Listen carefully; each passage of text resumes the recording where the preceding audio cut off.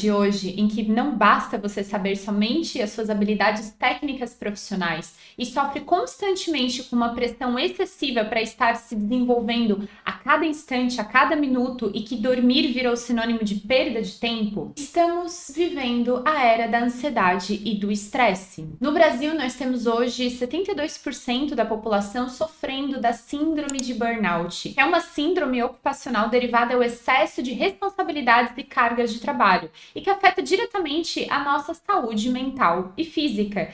Porque nós não temos mais tempo para pensar em nos divertirmos quando tudo virou uma corrida para saber quem é o melhor profissional, quem está ganhando o melhor salário, quem tem a agenda mais ocupada.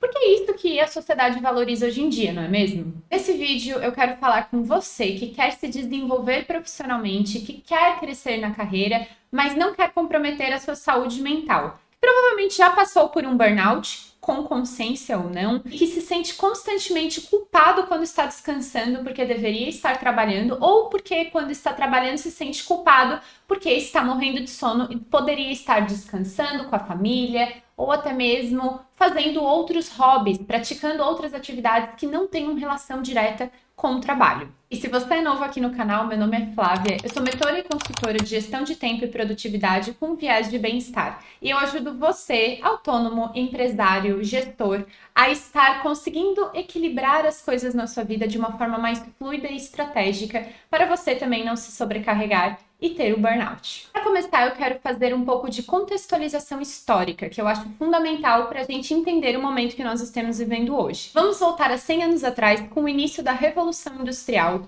onde os trabalhadores eram extremamente fundamentais para operar máquinas. Se você já viu o filme do Charles Chaplin, Tempos Modernos, sabe muito bem do que eu estou querendo falar, em que cada um fazia uma atividade específica, repetitiva, e que não exigia tanto conhecimento do processo como um todo. Você entrava no seu trabalho, fazia exatamente aquilo, ou seja, apertar uma porta, bater cartão, mandar pagamentos, enfim, eram coisas extremamente pontuais, técnicas e que exigiam mais do ser humano no sentido físico-motor do que no sentido intelectual. E aí a gente foi desenvolvendo a tecnologia ao longo dos anos. E nos anos 90, nós tivemos o boom da internet, que as empresas puderam automatizar esses trabalhos pontuais e operários, e a função do ser humano na empresa deixou de ser extremamente operária, mas agora com um nível intelectual, em que é necessário que o ser humano faça uso extremamente profundo da sua massa cinzenta, do seu cérebro, para criar estratégias, para ser criativo, ser inovador e assim desenvolver o diferencial competitivo da empresa. Corta para meados de 2010, em que o Instagram,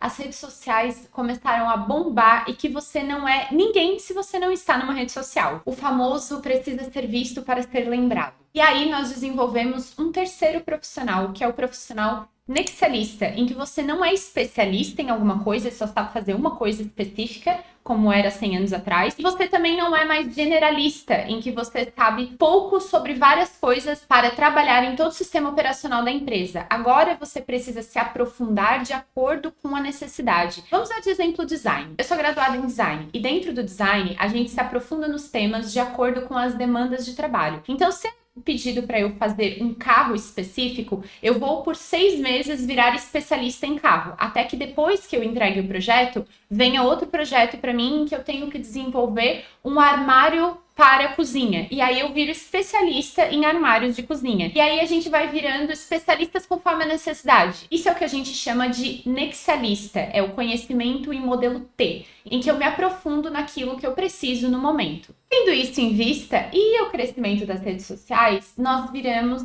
marcas ambulantes, em que eu vendo o meu peixe o tempo inteiro. Da forma que eu falo, da forma que eu me visto, das fotos que eu posto nas redes sociais. Não é mais permitido você ficar postando fotos saindo de noite, bebendo todo final de semana, porque isso mancha sua imagem profissional. Agora você tem que ter um conteúdo relevante, tem que criar um storytelling, tem que envolver as pessoas, você tem que fazer com que as pessoas te percebam como um profissional completo que você é. E o tempo para fazer tudo isso? Então, além de trabalhar e entregar os trabalhos que você é solicitado, você ainda tem que gerenciar a própria imagem e a própria marca, o que fica extremamente pesado de a gente administrar no dia a dia. E a cereja do bolo aconteceu logo depois da pandemia, em que todos nós pudemos experimentar o trabalho remoto, em que nós trabalhamos de casa e a casa virou nosso ambiente de trabalho. As fronteiras entre vida pessoal e trabalho acabaram e você não trabalha mais 10 horas por dia. Você trabalha do momento que acorda e pega no celular para responder o WhatsApp do seu chefe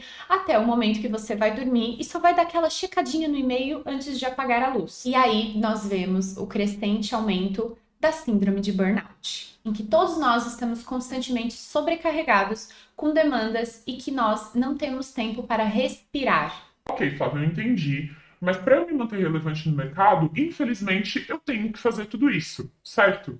Mais ou menos. Existem algumas técnicas e ferramentas que você pode estar inserindo na sua realidade pessoal, como profissional autônomo, como empresário ou até mesmo como CLT que se autogere. E para você começar a aplicar esse tipo de coisa, a gente precisa voltar um passinho atrás e revisar uma coisa muito importante e que talvez você esteja negligenciando, que são os seus objetivos. Todo mundo quer crescer profissionalmente. Mas o que eu entendo como crescimento para mim pode não ser o mesmo que é para você. E aí, quando a gente vai revisar os objetivos, lá que a gente fez no final do ano passado, lá em dezembro de 2022, em que eu fiz a listinha de objetivos e tudo mais, a gente percebe o quão amplos são aquelas metas que a gente desenhou para o ano. Querer crescer profissionalmente é uma coisa extremamente ampla e que você pode fazer de diversas maneiras. E que eu já falei aqui em outro vídeo, inclusive, que é muito generalizada a forma como a gente determina as nossas metas. A primeira coisa que tu precisas fazer é entender quais são as verdadeiras metas que você quer trazer para sua vida. E metas têm que responder em algumas coisas. O que, como, quando, onde, quem, por quê, quanto. O famoso 5W2H. Você quer chegar no final do ano como um profissional mais desenvolvido? O que você vai fazer? Por quanto tempo você vai fazer? Com quem que você vai fazer? Por que você vai fazer? Porque, veja bem, objetivos e metas, eles só são traçados como uma forma de motivar você a seguir aquele caminho. Mas na hora que você vai executar o plano, provavelmente você não vai estar nos seus melhores dias, vão ter outras demandas aparecendo na frente e você pode muito bem se perder no processo e virar uma máquina de apagar incêndios ao invés de realmente fazer aquilo que você se propôs a fazer e que vai gerar o verdadeiro crescimento. Então, definir essas macro metas para que você consiga definir micro metas atingíveis para conquistar essa macro. Vamos supor que você quer crescer profissionalmente nos próximos 12 meses. E aí você decidiu que vai fazer o curso de planejamento da Flávia, que você vai fazer esse curso de planejamento dentro de 2 semanas, que depois desse planejamento você vai estar fazendo mentorias mensais para estar fazendo um balanceamento e acompanhamento desse plano,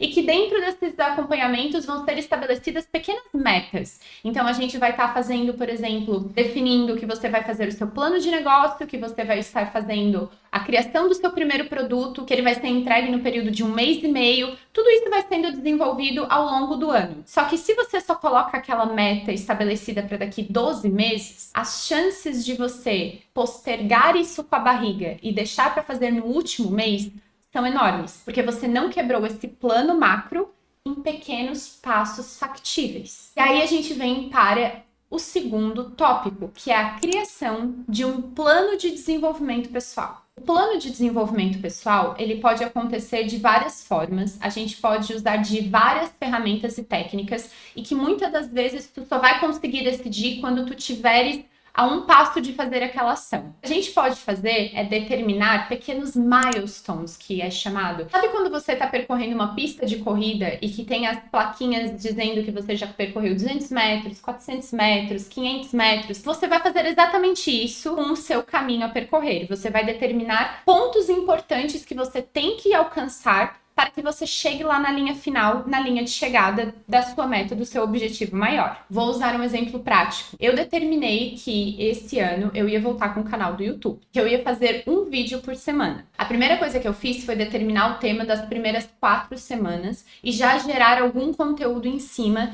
de rascunho de roteiro. Esses rascunhos, eles tinham que ter sido elaborados em até 2 semanas. Então, eu me dei 2 semanas para definir as temáticas dos vídeos e fazer a elaboração dos rascunhos. Depois disso, eu me dei 1 mês para fazer as gravações, sendo que eu gravava num dia e editava no mesmo dia, reservando assim um bloco de 4 horas para fazer essas edições. Dentro desse percurso, eu faço um balanceamento a cada 1 mês, em que eu faço pequenas celebrações de quando eu consegui fechar a postagem dos 4 vídeos e assim eu determino os próximos temas, os próximos 4 vídeos. Eu vou quebrando a minha grande meta em pequenas metas, em que assim eu consigo perceber o avanço, em que eu consigo tangibilizar o meu progresso para eu perceber que eu estou chegando lá. Então, a minha sugestão para que você consiga fazer isso acontecer é que você pegue um papel e uma caneta, que você coloque um timer de 5 minutos somente, você escreva tudo que você quer realizar nesse ano que você ainda não realizou. Depois de 5 minutos, você vai ver o que você escreveu e você vai selecionar 3 grandes projetos. Por que 3 grandes projetos, Flávia? Porque quem tem mais de 3 prioridades não tem nenhuma. Esses 3 grandes projetos vão exigir tempo, vão exigir recursos físicos, recursos mentais e recursos sociais. Se você for gerenciar os 3 grandes projetos concomitantemente e ainda dar conta do progresso de cada um deles, você vai ter muita coisa para fazer. Então eu não sugiro mais do que 3 projetos. Se for para ser realista, de verdade, 2, porque você precisa primeiro se adaptar para perceber o seu ritmo e aí quando você sentir que, ok, consigo encaixar um terceiro, traz o terceiro. Eu, pessoalmente, gosto de fazer 2 por vez, porque senão eu acabo negligenciando a minha vida pessoal, que não é o objetivo aqui, não é mesmo? Estamos falando sobre equilíbrio para não perder a cabeça. Falando em não perder a cabeça, nós vamos falar agora de uma coisa extremamente importante para o desenvolvimento de qualquer projeto, para alcançar as metas que você tanto quer, que é o equilíbrio entre produção e descanso. No livro A Startup Enxuta, de Eric Ries, ele fala sobre uma metodologia muito interessante de estudar que se chama Lean Startup. O Lean Startup é um ciclo em que nós começamos com uma ideia, desenvolvemos um produto, fazemos um teste desse produto e serviço no mercado, coletamos os dados a partir da interação desse produto e serviço com nossos clientes e nós fazemos uma análise desses dados para colher aprendizados que geram novas ideias para melhorias. Ao trabalhar sempre no modelo beta e trazendo isso para a nossa vida individual, o que se torna fundamental para que você faça uma análise dos seus dados? O descanso. Vamos supor que você tem uma jarra com água e areia. Você vai chacoalhar essa jarra e vai ficar só areia, certo? Você precisa, para enxergar as novas propriedades da água, colocar essa jarra de lado e deixar a areia decantar. Para que isso aconteça, não dá para mexer, não dá para continuar mexendo. Senão você vai viver num tornado de água e areia. Você não vai conseguir perceber se houve uma mudança significativa e o que dá para aprender com aquilo que foi feito. Sempre que você desenvolver um projeto, nos pequenos milestones que você já pontuou, você vai estar criando pequenos rituais de retrospectiva e aprendizado. No curso Supernova, que eu falo sobre planejamento anual, eu falo sobre uma ferramenta que é muito legal, que é a ferramenta DAC. A ferramenta DAC, ela vem da gestão ágil e traz 4 perguntinhas muito intrigantes. O que deu certo? O que não deu certo? O que eu quero tentar de novo, de novidade, que ainda não foi feito?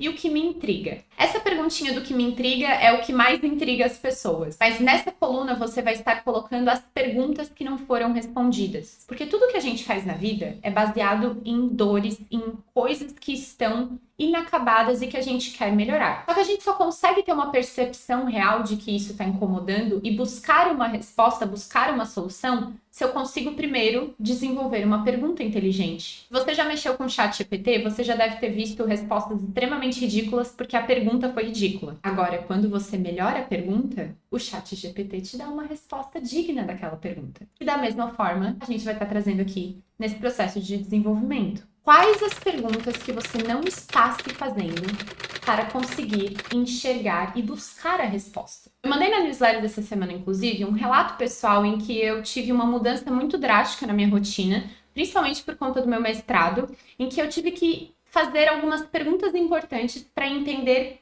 o que eu ia dar prioridade. E as perguntas foram: o que é inegociável para mim? Qual atividade vai me dar mais retorno a longo prazo? E o que mais está me consumindo tempo e me dando pouco retorno? Fazendo essas perguntas, eu parei de pensar nas possibilidades infinitas de que, mas se eu sair do mestrado e fizer isso profissionalmente, isso pode dar errado, mas isso pode dar certo, mas se eu continuar no mestrado, aquilo dá certo, aquilo dá errado.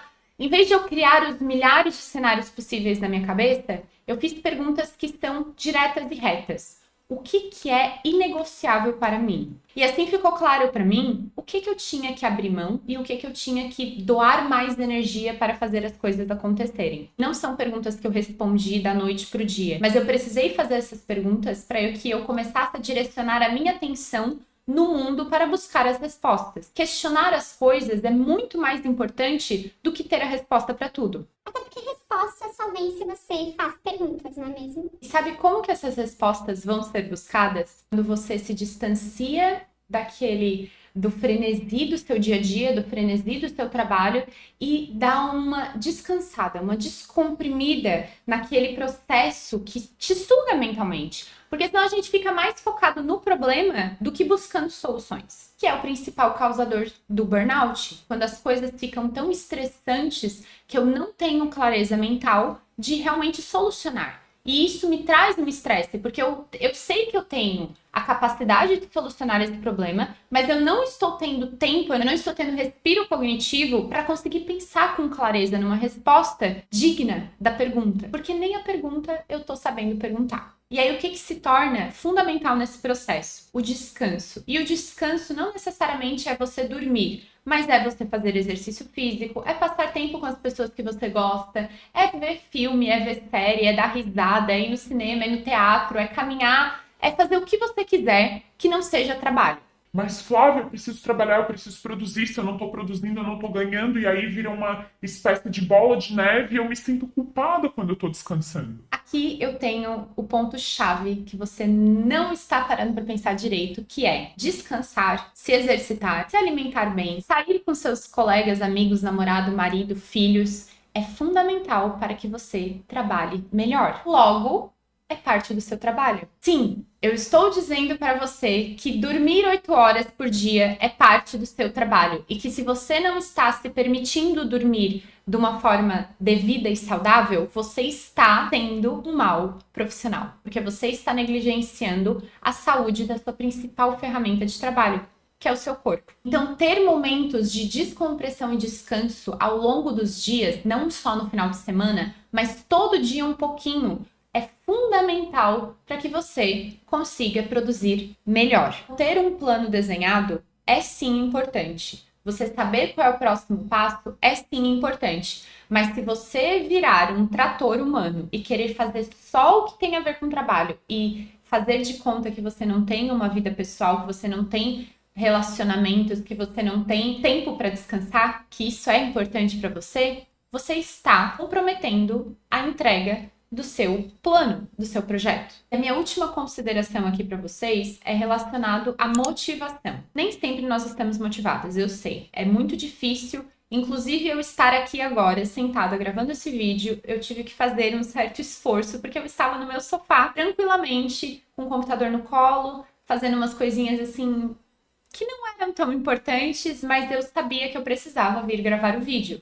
Então, o que me fez levantar a bunda do sofá e vir fazer o meu trabalho? Fazer coisas difíceis pode ser extremamente insuportável se você não se der uma recompensa digna pelo esforço. Deixa eu dar um exemplo. Eu estou aqui gravando o vídeo, neste momento, para o canal do YouTube. O que eu me propus? Eu me propus que, assim que eu acabar de gravar esse vídeo, eu vou sair do meu ambiente de trabalho e vou tomar um café ali na cozinha, vou dar uma espreguiçada, pegar um solzinho, dar uma descomprimida, que eu gosto de fazer isso e me dá uma reenergizada para continuar o meu trabalho depois. Se você está num modus operandi em que você sai de um trabalho chato para outro trabalho chato e outro trabalho chato, você vai virando um empilhamento de trabalhos chatos e que você vai ficando cada vez mais estressado porque aquilo vai te consumindo, você a longo prazo vai sim desenvolver uma síndrome de burnout. Parece uma ameaça meio tosca eu dizer para vocês que vocês vão ter burnout se vocês não fazerem o que eu tô falando. Burnout é uma doença tão séria que centenas de milhares de pessoas estão sendo afastadas do mercado de trabalho por causa dele. Isso quer dizer que essas pessoas estão sendo aposentadas por uma doença ocupacional, ganhando apenas um salário mínimo, com 40 anos de idade. E eu acho que você não quer passar por isso. Ter em vista que o seu corpo é a sua principal ferramenta de trabalho nos dias de hoje, que não é mais uma questão de fazer um trabalho operacional que a máquina hoje faz, mas ter um cérebro saudável, e para que isso aconteça, exige sim esforço e empenho da sua parte para que você tenha momentos de descompressão, momentos de descanso, que você pratique exercícios físicos, que se alimente devidamente direito, porque todo mundo sabe como tem que fazer um prato saudável, mas... Eu não tenho dinheiro para uma nutricionista. Começa do básico, entra no Pinterest, pega uns pratos bonitos ali, copia, pega algumas receitas na internet, tem um monte de vídeos aqui no YouTube. Dá para começar com pouco. Você só tem que entender que é fundamental que você faça isso para que você continue trabalhando e para que alcance suas metas e objetivos. Se você quer começar a colocar a mão na massa, criar o seu planejamento dos próximos 12 meses e estar desenvolvendo tudo que eu falei aqui de uma forma clara, transparente e prática, eu sugiro fortemente que você clique no link aqui da bio, no meu workshop Supernova, em que eu ensino você a estar fazendo esse planejamento. Um template incluso do Notion, muito prático. São apenas 3 horas de aula em que você vai estar aprendendo a desenvolver o seu planejamento de forma estratégica, inteligente e fluida. E não só fazendo isso, mas aprendendo a colocar ele em prática no seu dia a dia. Levando em consideração o que eu falei sobre gestão ágil, sobre Lean Startup, sobre planejamento estratégico, sobre objetivos e metas e as perguntas da ferramenta DAC, tudo tá lá bonitinho para vocês fazerem. E se você ficou com alguma dúvida, pode colocar aqui nos comentários que eu tô respondendo eles sempre que possível. Se você gostou do conteúdo desse vídeo e quer saber mais sobre o assunto, não esqueça de se inscrever no canal e curtir esse vídeo e também me seguir na rede social do lado, Instagram, em que eu falo muito sobre isso lá, com várias dicas diárias, como eu faço meu próprio processo de planejamento e execução de tarefas. E claro, não se esqueça de já garantir a sua vaga no workshop Supernova. Tenho certeza que vai fazer toda a diferença na sua vida você ter um plano explícito e executável diretamente na sua mão, no Notion. Por hoje eu fico por aqui, espero que eu tenha te ajudado e te vejo no próximo vídeo. Tchau!